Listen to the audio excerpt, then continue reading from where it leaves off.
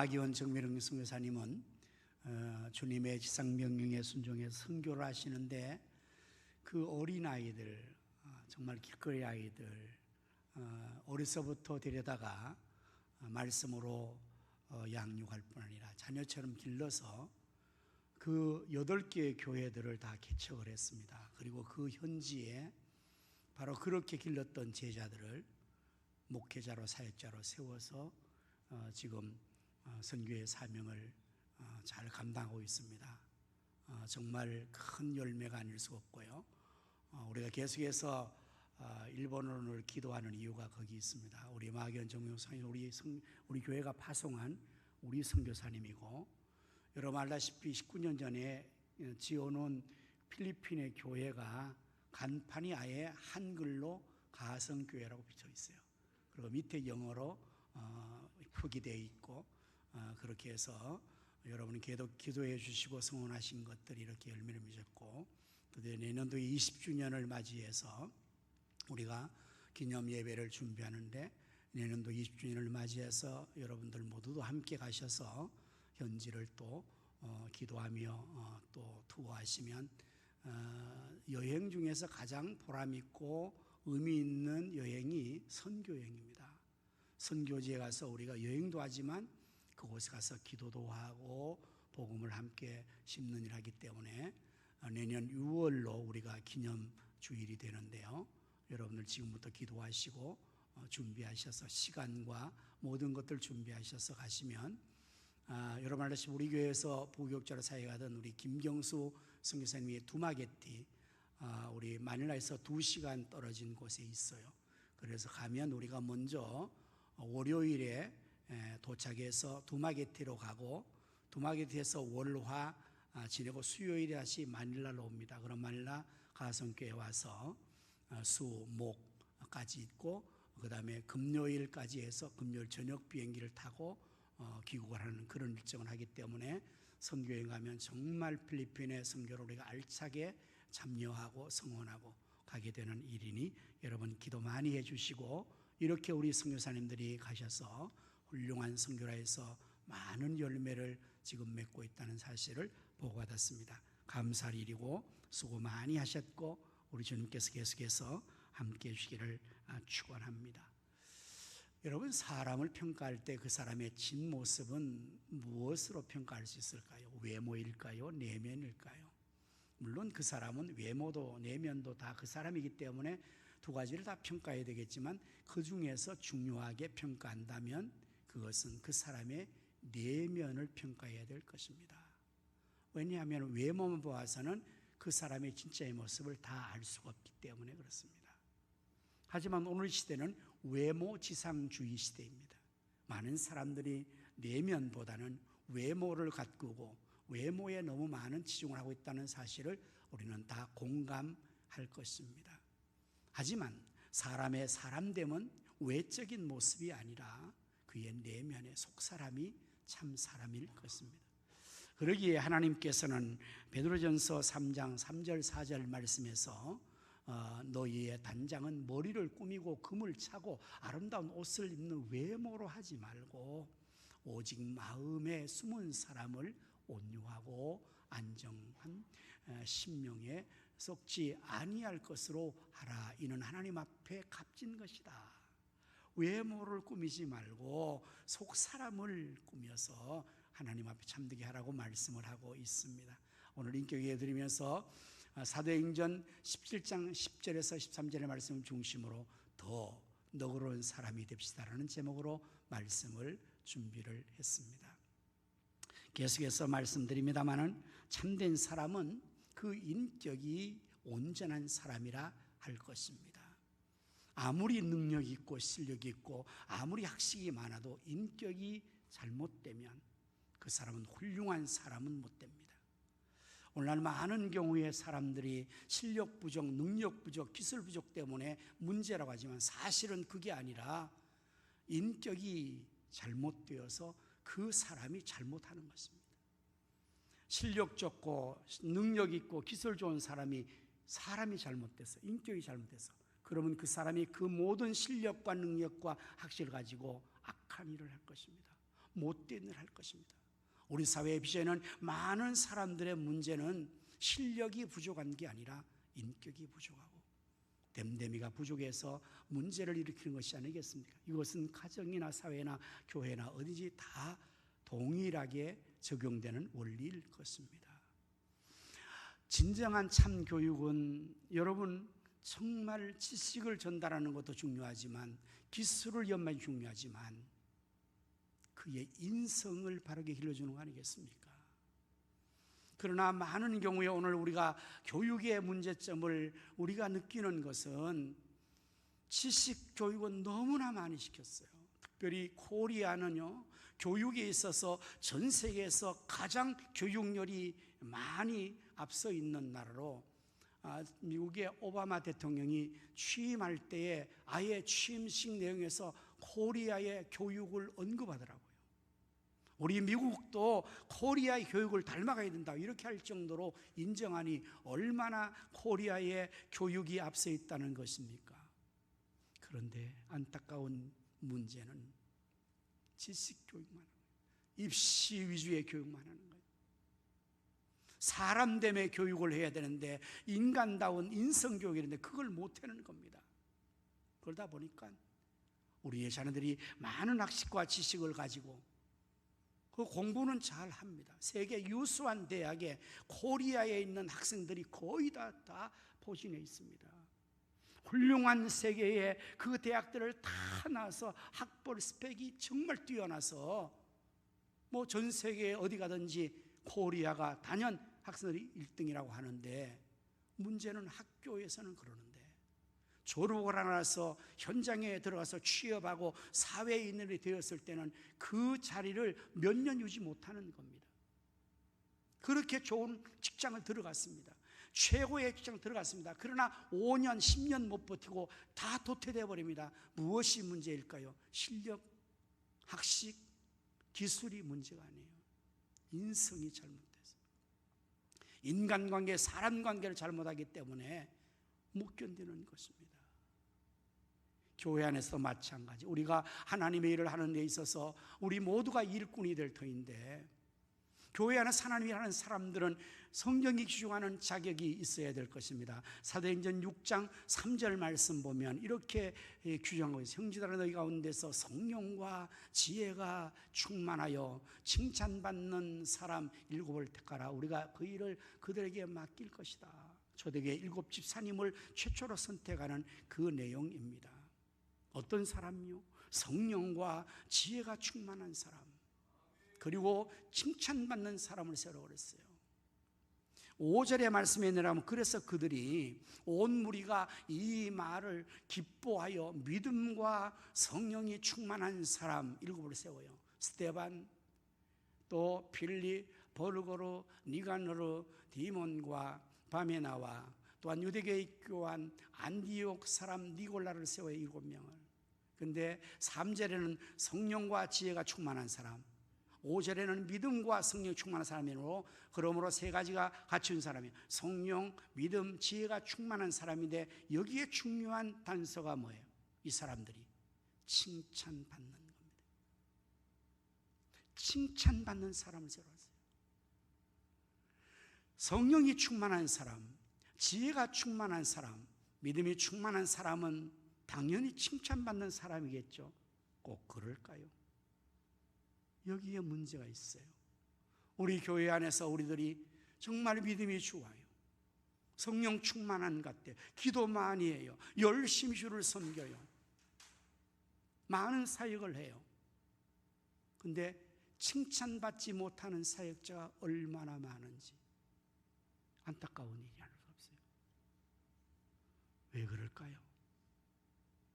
성령이 충만한 사람인데, 기도를 그렇게 많이 한 사람인데, 하나님 일을 앞서서 그렇게 많이 하는 사람인데 왜 사람들에게 인정받지 못하고 왜 칭찬받지 못하고?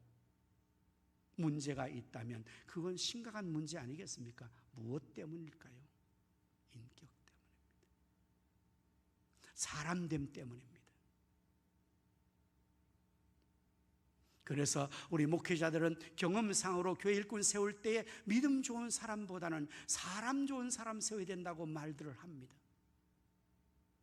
왜 그렇게 말할까요?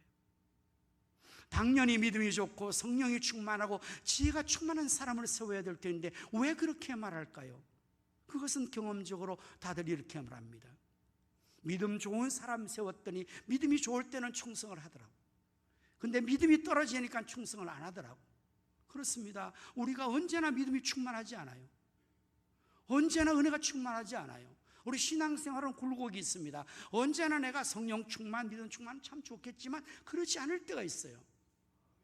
그럴 때는 봉사 충성 안 하는 거예요. 근데요, 사람 좋은 사람은 그래도 하는 거예요. 사람 좋으니까, 신실하니까, 선하니까, 책임감이 있으니까.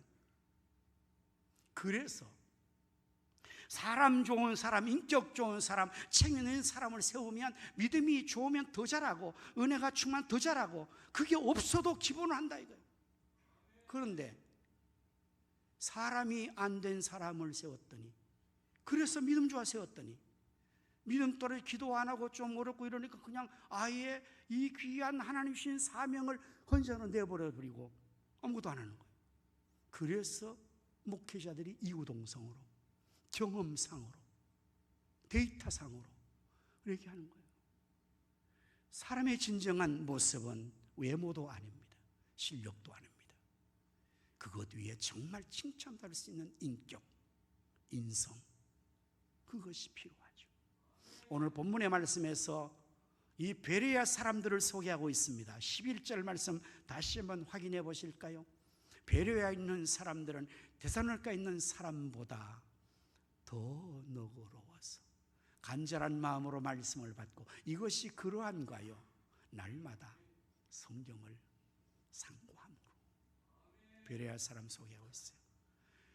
데살로니가에 사람보다 더 신사적이다 비교하고 있어요. 데살로니가에 사람보다 베레아 사람 더 신사적이다, 여기에 더 너그럽다, 이 말은 이전에 한글 개혁판에서는 더 신사적이어서라고 번역을 했었어요. 더 너그럽든지 더 신사적인 같은 의미로 한글로 번역이 됐는데, 원어로서는 이 너그럽다, 신사적이라는 이 말이 유게네스테이로스라는 거예요. 유게네스테이로, 이 말을 영어 번역에서는 좀 더 이렇게 다른 번역을 했어요. NIV, New International 버전에서는 그보다 더 고상한 성품을 가진 more noble character than 이라고 했어요. 캐릭터, 이게 성품이거든요. 성격이거든요. 더 고상한 성격을 가졌다는 거예요. 그 다음에 NISB, New American Standard Bible에서는 보다 더 고결한 마음을 가진 more noble minded than, 마인드를 그랬어요. 이 앞에 noble이라는 거, 고상한, 고결한, 귀족적인, noble character, noble minded, 속 사람을 말하는 거예요. 더 신사적이라는 것은 정말 더 고결한 성품, 고결한 마음을 가졌다, 그 뜻이에요. 오늘 우리 모두가 하나님 앞에서 하나님의 사람답게, 예수 그리스도 사람답게 되어진다는 것은 바로 외모뿐만 아니라 외적인 열심의 신앙의 열심뿐만 아니라 우리 자신들이, 속사람이 예수님 닮는 것입니다. 성품이 주님의 성품을 닮는 것, 인격이 변하는 것, 인격이 갖추어지는 것, more than, 보다 더, 좀 더 우리 자신들이 하루하루 달라지는 것을 말해요. 오늘 우리 모두가 더 너그러워지는 사람 되기를 축원합니다. 더 신사적인 사기를 축원합니다. 이렇게 되면 어떤 결과가 따라올까요? 12절 말씀이 따라오는 것입니다. 그 중에 믿는 사람이 많고 또 헬라인, 귀부인과 남자가 적지 아니했다. 이게 결과예요. 베레아 사람들이 데살로니가 사람보다 더 신사적으로 나가니까, 더 신사적인 삶을 사니까 믿는 사람이 많아졌어요. 어떻게요? 그들을 보고 감동을 받은 것입니다. 그 인격에, 그 고상한 성격에, 그들의 너그러움 때문에, 신성 때문에 많은 사람들이 감동을 받고 예수를 믿은 것입니다. 할렐루야. 그런데요, 헬라의 귀부인들이 믿었다는 것입니다. 사위 고위층의 사람들이, 예수 믿는 베레아 사람들 때문에 고위층의 귀부인들이 예수님을 믿었다는 거예요.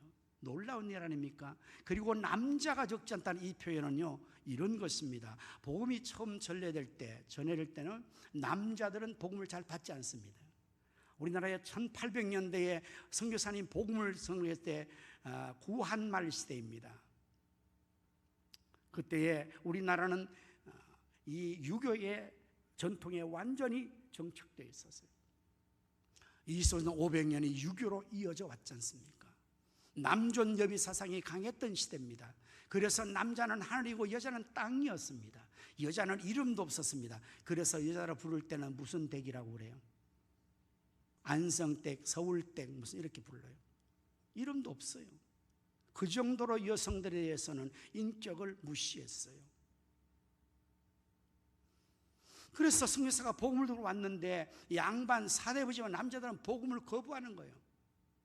어떻게 하겠어요? 그래서 여자들이 가서 먼저 복음을 전하는 겁니다.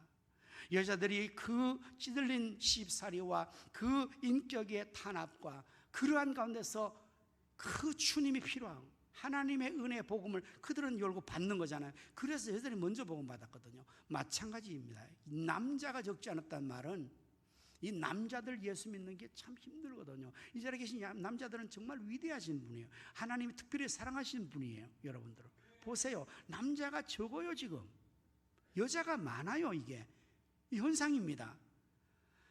그 사람들이 베레아 사람들이 대성 사람보다 더 너그럽고 더 신사적이고 그들이 정말 먼 노블 캐릭터를 대하니까 성격이 더 고상해서 그 마음이 더 아주 너그러우니까 감동받았습니다. 주변의 사람들이. 그래서 예수를 믿어서 많은 사람 믿었고 헬라 귀분이 믿었고 그리고 또한 남자도 적지 않게 믿었습니다. 오늘 우리 모두가 예수님의 인격으로 우리가 너그러워지고 더 신사적이 되면 먼저 가족들이 그거를 알아봐요. 나의 변화된 모습을 가족들이 먼저 느낍니다. 교회 다니기 전과 교회 다니는 후에 나의 모습을 가족은 너무 잘 알잖아요. 근데 어느 날 교회를 나갔대. 그 사실을 몰랐는데 몰래 교회를 나갔는데 그 사람 변화된 거예요. 남편이 이상하다. 왜 우리 아내가 요즘은 바가지를 안 끌지? 왜 나를 괴롭히지 않지? 뭔 변화가 있지? 알아봤더니 교회를 몰래 나간 거예요. 남편의 마음속에 교회는 나가도 좋은 것이구나 이렇게 생각하는 거예요. 남편이 몰래 교회를 나갔어요. 아내가 어느 날 느꼈어요. 이야, 우리 남편이 변했어. 화도 안 내고 큰 소리도 안 내고 뭐 나를 억압도 않고 뭐가 문제지? 뒷조사해서 알아봤더니 교회를 나간 거예요. 이야, 교회는 정말 다닐 만한 곳인가 봐. 가정에서 알죠. 직장에서 알죠. 왜? 사람이 변했잖아요. 인격이 변했잖아요. 성격이 변했잖아요. 마인드가 변했잖아요. 너그러워졌잖아요. 전에는 아무것도 안 해가지고 그렇게 깽깽깽깽거렸는데 이제는 너그러워. 그럴 수 있지. 다 그런 거야. 괜찮아요. 이러니까 너무 마음이 좋은 겁니다. 오늘 우리는 복음을 전할 때 예수의 복음을 직접 전할 수 있지만 우리의 삶을 통해서 나 자신이 전도 편지잖아요. 그래서 바울은 말해요. 너희가 그리스도의 편지라. 예수의 향기라. 제가 92년도에 처음 중국을 방문했습니다. 그때는 우리나라와 여행 조인을 하지 않은 완전히 닫혀있던 철의 장막 속에 들어갔는데 그때는 신분으로 목사는 못 들어가요. 그래서 구미에 있는 아는 지인이 아파트 건설 회사를 하는데 거기에 직원으로 내가 갔어요. 윤 선생으로. 그래 같이 가서 그 동북 삼성에 있는 그 지역에서 삼성에 있는 목회자들을 다 불러서 한 주간 동안 성경을 가르치고 왔는데요. 그 여행 중에서 연변을 방문했습니다. 여러분 연변 자치구라고 하잖아요. 중부 경부에서 연변에 조선 사람들 다 몰아넣어 버렸어요. 거기 다 살라고. 거기에서 우리 조선 우리 동포들이 많이 사는데 거기에 연변 과학기술대학을 우리나라가 세웠어요. 물론 우리나라 세웠는지 당시에 미국의 교포에서 김진경 총장님께서 그걸 주장하고 거기에 많은 미국에 공부했던 우리나라 출신의 박사님들이 자원해서 거기는 지금 뭐 돈을 많이 벌금받는 곳이 아니에요. 돈 없이 사례 없이 월급 없이 그냥 선교사로 가 있는 겁니다. 그리고 건물은 현대식으로 지어놨으니까 뭐 그 안에서 최고였지요. 그래서 거기에 중국에 있는 우리 조선족 아이들이나 한족 아이들을 불러놓고 이제 학교를 시키는데 공부를 시키는데 그 당시에 시설이 현대식으로 화장실이 수세식 화장실을 만들어 놓은 거예요. 근데 그 수세식을 처음 보면 사용을 못하죠. 여러분은 수세식 처음 있을 때 사용 바로 하셨습니까?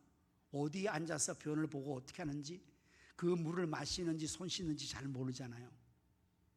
이 중국에 있는 이 젊은 학생들이 그걸 몰라가지고 수세식 화장실에 똑바로 변을 보지 않고 전부 막 주변에 다 변을 본다고요.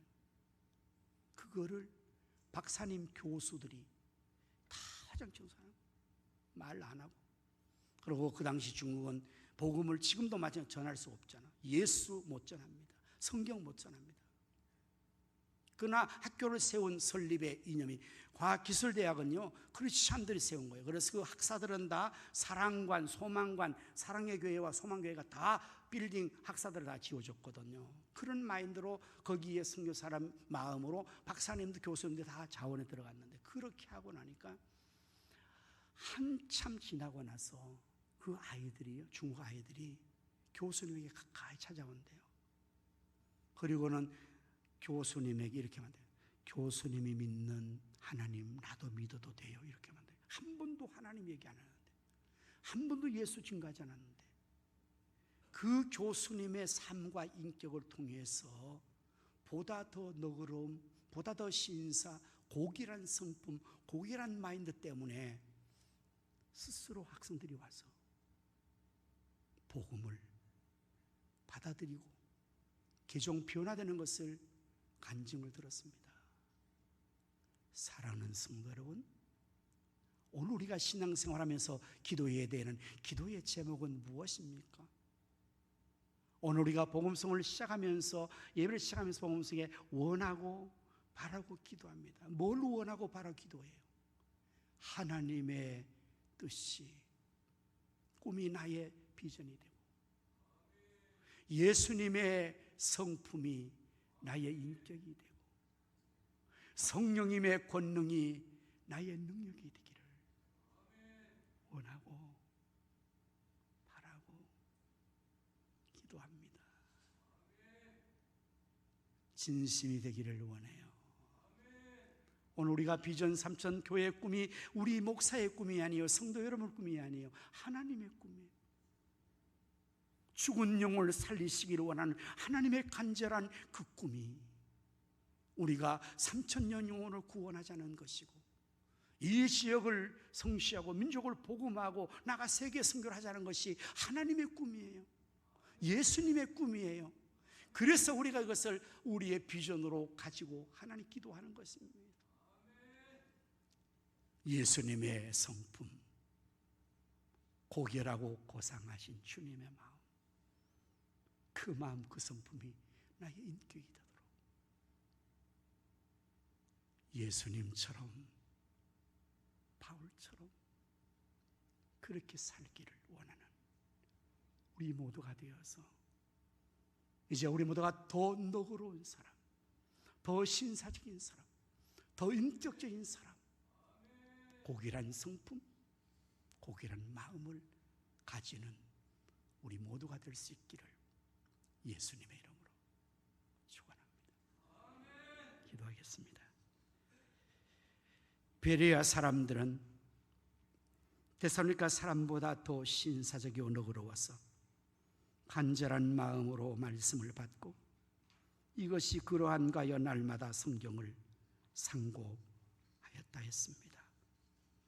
하나님, 우리 모두 베레아 사람처럼 더 너그러운 사람, 더 신사적인 사람, 고결한 성품과 고결한 마음을 가진 사람이 되게 하여 주옵소서.